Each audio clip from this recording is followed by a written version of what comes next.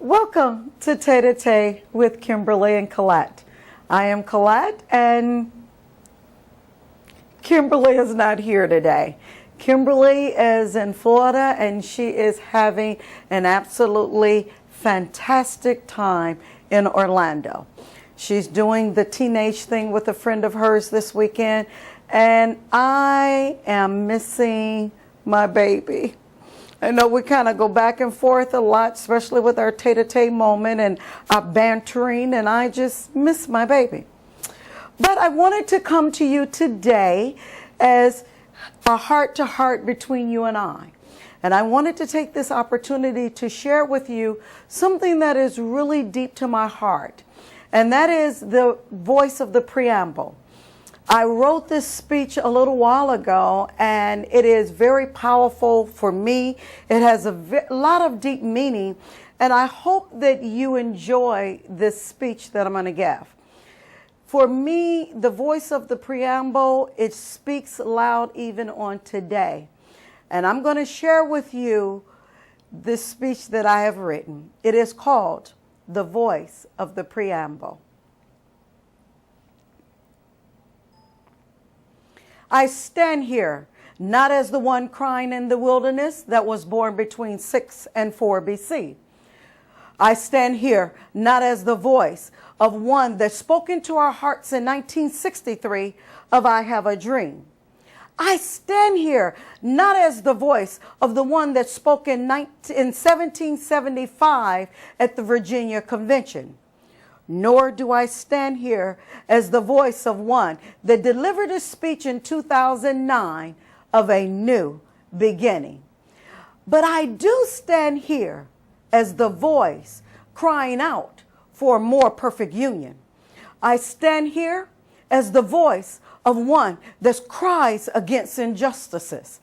I stand here as the voice of one that has a desire to promote domestic tranquility and hopes for the common defense. I stand here as the voice that helps to promote the general welfare and to secure the blessings of liberty.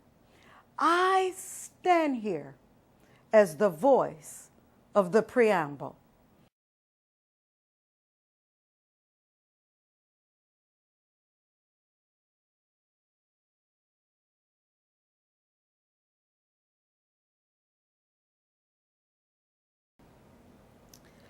The preamble was written in 1787. And after searching on the internet to find out how many people actually know or understand the preamble, there are over 314 million people in the United States. And out of 314,742,000 people in the United States, there is no statistical data that provides me with how many people actually know the preamble. The unstained ink of the preamble introduces us to the Constitution of the United States of America, thus making it a governmental piece. But I stand here today and I ask that you take the preamble and that you make it a heart piece. Make it a piece of your heart. The preamble says, we, the people of the United States of America, in order to form a more perfect union, establish justice, ensure domestic tranquility, provide for the common defense, promote the general welfare, and secure the blessings of liberty to ourselves and to our posterity. Do ordain and establish this Constitution for the United States of America. Well, as I stand here, I can hear the voice of the preamble speaking loud and far. as it starts saying to me, we, the people. It introduces us to a fellowship, unity. It introduces us to a oneness. However, this is my opinion for me, the people of the United States of America, we have used our intellectual properties, our intellectual mentalities, and our intellectual hurts to hurt others. We have lowered the standards of our behaviors for what? We have become angry and hostile. We have forgotten that God has embedded into each and every human being the intellectual capacity to think for themselves and to make informed decisions for themselves and for their families and for their own lives. We have become a nation of closed-minded individuals that cannot come together to have a meeting of the minds in order to form a more perfect union. Our children are suffering from governmental disparities, but why do they have to suffer from social disparities, community disparities, and household disparities? Our government is not the answer. Our government is not the answer. The people of the United States of America is the answer. Life should be about families and neighbors and communities in our country. Life should be about the people of the United States of America. Am I alone in the dark precepts of my mind, crying for the illuminating light of hope to shine again? Am I alone? Do I believe that I am alone? No. I am not alone. I know that there are other people that believe in the echoing voice of the preamble. And since I am not alone, I ask that each and every voice stand tall and confident and remind someone else that there is a voice that still speaks loud in the United States of America. Let Russia, let Japan, let Egypt know that the voice of the United States still stands tall and strong. I still believe in justice, in unity, in tranquility, in the blessings of liberty, the general welfare, and I believe the common defense, and that they shall all prevail. As Memorial Day begins to approach us, and we begin to remember our soldiers, we begin to remember the loved ones that have passed and gone on.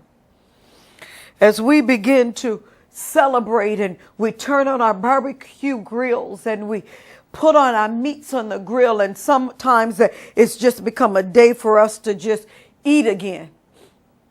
But I ask that you take this Memorial Day that is approaching and that you stop to recognize that these individuals that are gone, the individual veterans that are homeless, the individual veterans that are suffering from mental distress. They have done this for you and I. Now, I know Christ Jesus was not the only person that has died for me, but he's the only Savior that I have. But these men and women have died so that I could walk out of my front door and feel safe. They have died so that my daughter and her kids can grow up in a safe America. But I stand here and I ask you today, what is happening to our society? I would like to share with you a poem that I wrote about the preamble, and I haven't shared it in a while. It's called The Voice of the Preamble. The voice of the preamble has been introduced to many, standing longer and stronger than any. The voice that promotes hopes and dreams while believing that we can do anything. The voice that speaks freedom for all.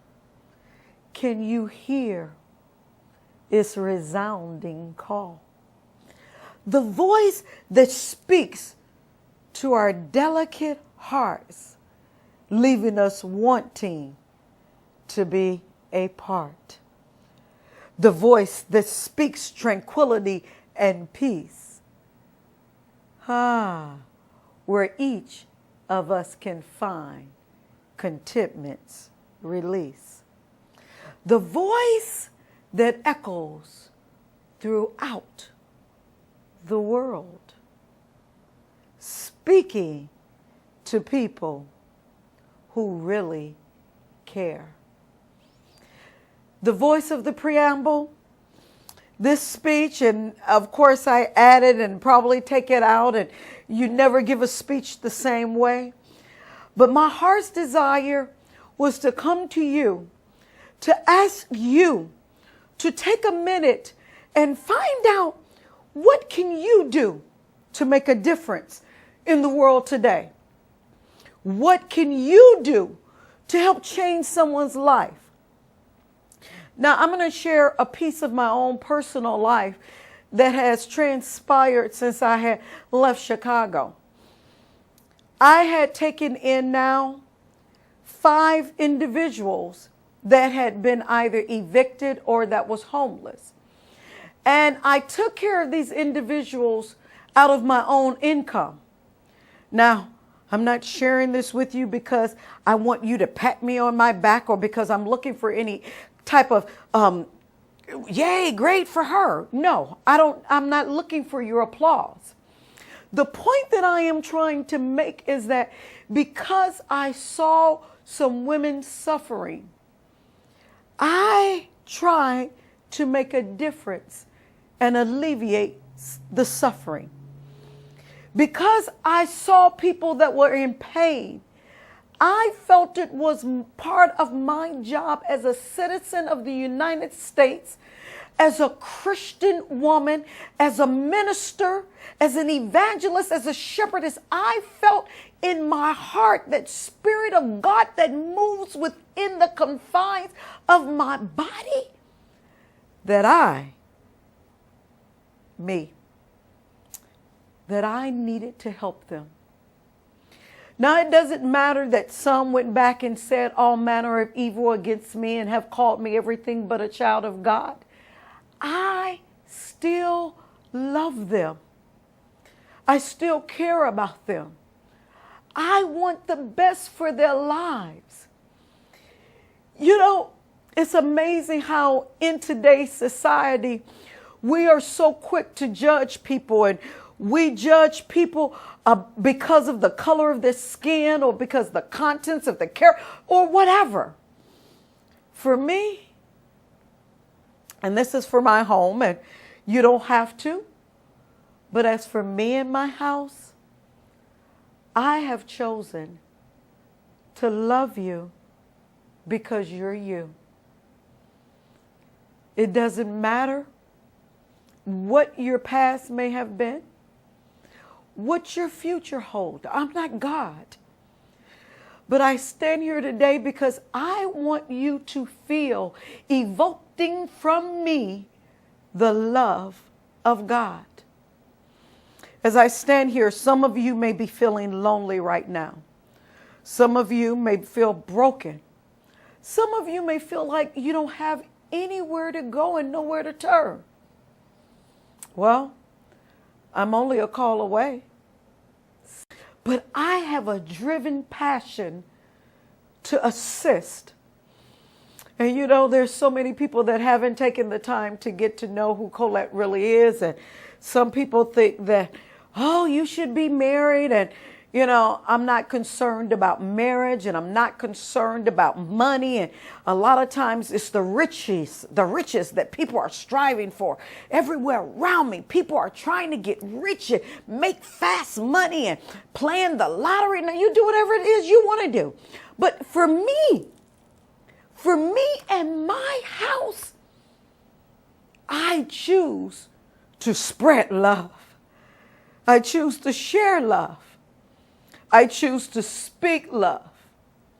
And I choose to be love. Now, I need to tell you that I can't be anybody but me. And I do me really well. That number, if you're feeling lonely, if you're feeling sad, if you need just to be encouraged, if you need to be motivated, if you have a dream and you've been waiting for your dream to come true, but you've said there's nobody out there to help me. Nobody will give me any information. Everybody wants to charge me. You no longer have the right to say it because there is somebody willing to help. Wow. You guys, this has truly been a tete-a-tete moment. In this being a tete-a-tete moment, I hope that I have said something to encourage you. I hope that I have said something to motivate you to seek out justice. That I have said something to motivate you to exude love and peace, gentleness, kindness. Kimberly is not here today for my tete-a-tete expression. But I would like to end our show today with expressing to you my love. I love you. Not from the bottom. And, you know, I tend to be a little bit different than most people. I don't love you from the bottom of my heart because the bottom may not be the purest part. But I love you from the midst of my heart, from the core of my heart. It doesn't matter how you feel about me. It doesn't matter what you say, whatever. Know that you do have a friend and that you are not alone.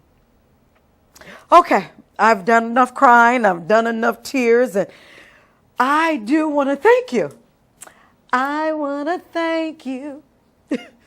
I want to thank you for being a part of our Tete-A-Tete show.